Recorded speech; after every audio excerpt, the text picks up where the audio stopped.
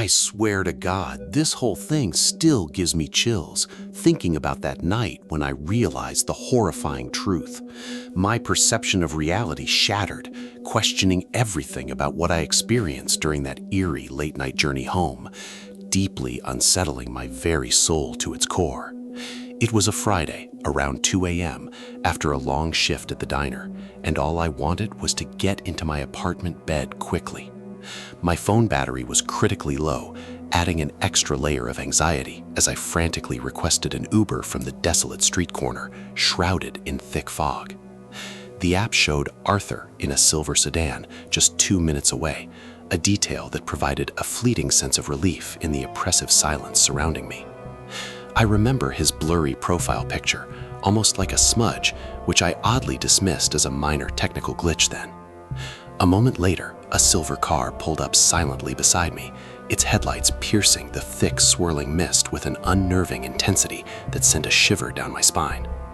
The driver, a tall man wearing a dark baseball cap, simply nodded without speaking as I cautiously approached the vehicle. I confirmed my destination, and he started driving. The car's interior surprisingly cold despite the warm summer night air outside. A faint, almost imperceptible smell like old, damp earth filled the enclosed space, making me subtly uneasy throughout the entire unsettling journey home. We drove in absolute silence for what felt like an eternity, the road signs blurring into indecipherable streaks outside the window as the fog grew thicker. The unsettling quiet amplified every creak of the car, every subtle shift, making my heart pound with an unknown dread. My phone finally died, its screen going black, just as we pulled up to my apartment building, shrouded in an eerie, unnatural stillness. The driver simply stopped, didn't utter a single word, staring straight ahead into the darkness that enveloped our destination completely. I thanked him nervously, my voice barely a whisper in the suffocating quiet, and quickly exited the vehicle, feeling an immense wave of relief wash over me. The silver sedan immediately accelerated into the swirling fog, vanishing almost instantly, leaving me alone in the oppressive night.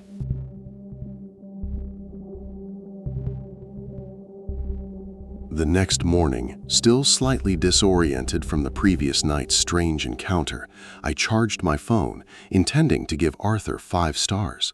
I wanted to commend his efficiency, despite the bizarre silence and his unsettling aura, a strange compulsion driving my actions forward. Opening the Uber app, I navigated to my ride history, but something immediately felt incredibly wrong, a cold dread washing over me instantly. There was no record of my trip, no mention of Arthur, no silver sedan, absolutely nothing from the previous night's unsettling journey.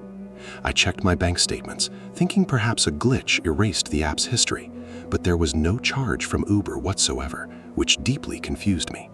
My mind raced, trying to rationalize the situation, but every logical explanation only led to further terrifying contradictions.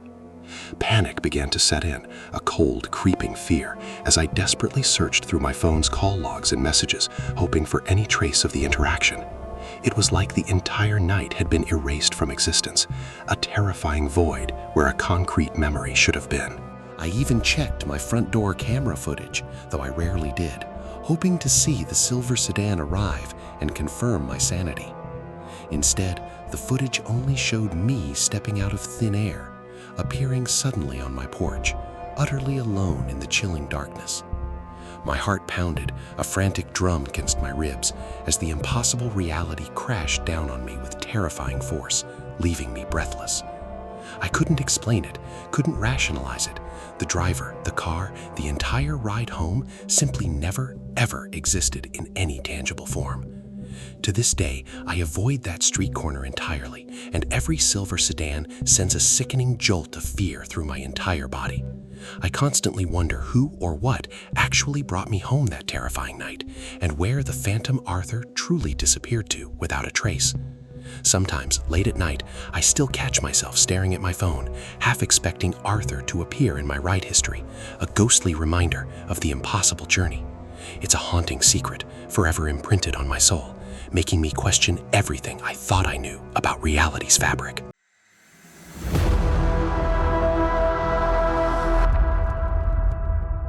I never thought I'd be telling this story online, but the memory gnaws at me, forcing me to share the unsettling truth. What happened with my Uber driver still haunts my every waking moment, making me question my sanity and the very fabric of reality around me. It was a rainy Tuesday evening, and I needed a ride from the downtown library back to my apartment across town, a route I took often. My friend Mark, a reliable guy, often drove for Uber on the side, so I always hoped to match with him, a comforting thought. When the app notified me Mark was arriving in a black Toyota Camry, I smiled, feeling an immediate sense of relief, thinking my luck was finally turning around. I even sent him a quick text, "Hey, awesome matching with you tonight," before stepping into the pouring rain outside. Sure enough, a black Camry pulled up, and there he was, Mark, my friend from college, giving a small, almost imperceptible nod from behind the steering wheel. His usual friendly grin was absent, replaced by a strangely vacant expression, which I attributed to the late hour then. I hopped in the back seat, cracking a joke about the weather, but Mark simply grunted in response, his eyes fixed on the road ahead, unsettlingly distant. The usual easy banter between us was completely absent, replaced by an eerie, heavy silence that made my skin crawl. The car felt colder than usual, and a faint metallic smell, almost like old blood, subtly permeated the air, sending shivers down my spine. I tried to dismiss it, blaming my overactive imagination and the general strangeness of the situation, but the unsettling feeling persisted relentlessly. We reached my building, and Mark just stopped, not saying a word, not even looking at me as I quickly fumbled for the door handle. His eyes remained fixed on the rain-streaked windshield, staring into the dark street ahead with an unnatural, unwavering intensity that unnerved me profoundly. I mumbled a quick, "Thanks, Mark," and practically fled from the car, the release of escaping the unsettling silence almost overwhelming me completely. The Camry drove away instantly, disappearing into the torrential rain, leaving me alone with a profoundly disturbing memory. The next morning, still unnerved, I texted Mark directly, thanking him for the ride, and mentioned his unusually quiet demeanor. I jokingly added, "Rough night, huh?" hoping for a light-hearted explanation for his strange, unsettling behavior the previous evening. His reply came swiftly. "Uber? Dude, I haven't driven for Uber in like 6 months. My account's been inactive. I was home all night watching movies." My blood ran absolutely cold, and a terrifying realization began to dawn with sickening certainty. I immediately checked my Uber history again, but just like before, there was no record of any trip with Mark or anyone else from that library destination. The app acted as if I never even requested a ride, a blank slate of non-existence staring back at me, mocking my memory. My mind reeled, trying to process the impossible contradiction. I saw Mark, talked with Mark, got a ride from Mark, but Mark wasn't driving. Who or what then was behind the wheel of that black Camry, mimicking my friend's appearance so perfectly?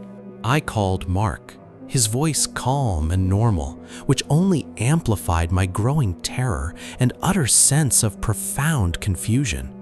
He reiterated he was home, even offering proof, leaving me utterly alone with the terrifying implications of my inexplicable, impossible experience. Now, every time I see a black Toyota Camry, a jolt of ice-cold fear shoots through my entire body, making me physically ill. I constantly scan faces, wondering if anyone else has encountered their own phantom drivers, their own impossible doppelgangers, haunting their routine. That night ripped a hole in my understanding of reality, leaving me profoundly disturbed and questioning everything I once believed to be true. The familiar comfort of my friend's face has been permanently replaced by a chilling, unsettling memory of an imposter, a terrifying void. I'm still terrified, always looking over my shoulder, convinced that the Mark who drove me home might still be out there somewhere.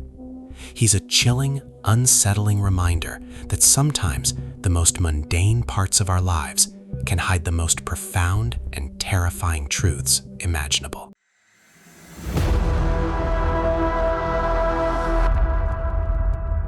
This happened last month, and I honestly still don't sleep well, haunted by the memory of that impossible ride. Every time I open an app now, a cold dread washes over me, making me question what lurks just beyond our everyday perceptions of reality itself. I was leaving a late-night study session at the university library around 1 a.m., and the campus was utterly deserted, cloaked in an eerie, unnatural quiet. My car battery had died, leaving me stranded in the deserted parking lot, a feeling of acute vulnerability washing over me. I pulled out my phone, requesting an Uber, hoping for a quick escape from the chilling silence and the unsettling deserted surroundings. The app quickly found a driver named Silas in a white Honda Civic, estimated to arrive in 3 short, agonizing minutes, bringing a slight comfort.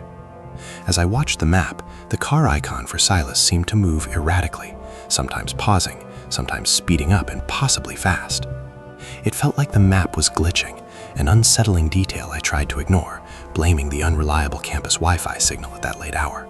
Then, precisely 3 minutes later, a pristine white Honda Civic pulled silently into the deserted parking lot, its headlights cutting through the oppressive darkness. However, to my growing horror, the driver's seat was completely, impossibly empty, a chilling sight. My breath hitched, a cold knot forming in my stomach as I stared at the empty driver's seat, unable to comprehend what I was seeing. Then the car idled, waiting for me, its doors unlocked, an invitation to an unknown, deeply unsettling void I instinctively recoiled from with dread. My phone buzzed in my hand with a notification. "Silas has arrived. Your ride is waiting." The cheerful, automated message felt like a cruel, mocking joke in the face of the impossible reality unfolding before my very eyes, deepening my profound fear. Despite every fiber of my being screaming at me to run, a strange, horrifying compulsion rooted me to the spot, drawing me closer to the waiting car. It was an inexplicable pull, an eerie fascination with the impossible, overriding my natural, urgent instinct for self-preservation. With a trembling hand, I opened the back door. The interior light flickered once, then died, plunging the car into deeper darkness. A sudden, sharp drop in temperature enveloped me, accompanied by an unsettling stillness that felt heavier than any silence I had ever known. I peered into the empty driver's seat again, convinced my eyes were playing tricks, desperate for any logical explanation for this terrifying illusion. But it remained undeniably vacant, a chilling void that somehow steered a car, a terrifying phantom chauffeur. The car door beside me slowly creaked shut with a soft, deliberate sound, sealing me inside the impossible, driverless vehicle. A wave of suffocating claustrophobia and pure, unadulterated terror washed over me, trapping me within this horrifying, inexplicable enigma. Then the engine hummed to life, the steering wheel subtly turned, and the car slowly began to move, gliding out of the parking lot. The phantom Silas was driving me home, a chilling, invisible presence guiding the vehicle through the desolate, shadowy campus roads. The journey was silent, unsettling, punctuated only by the soft hum of the engine and my own frantic, terrified heartbeat. I clutched my bag, trying to disappear into the seat, convinced that any movement or sound would somehow alert the unseen entity to my absolute panic. We finally arrived at my apartment, the car stopping perfectly at the curb, just as silently as it had started, a spectral taxi. The back door unlocked itself, and I scrambled out, not daring to look back, fleeing the horrifying, inexplicable experience that had just occurred. I never checked my Uber history for Silas, nor did I check my bank statement for any charges from that impossible ride. The thought of finding a record, or even worse, no record, was utterly terrifying, a truth I knew I could not mentally endure confronting. Now, every time I see a white Honda Civic, my blood runs cold, and I can't shake the terrifying feeling that Silas is still out there. I wonder if it's waiting to offer another impossible ride, a silent, empty vehicle ready to collect another unsuspecting passenger for its chilling journey.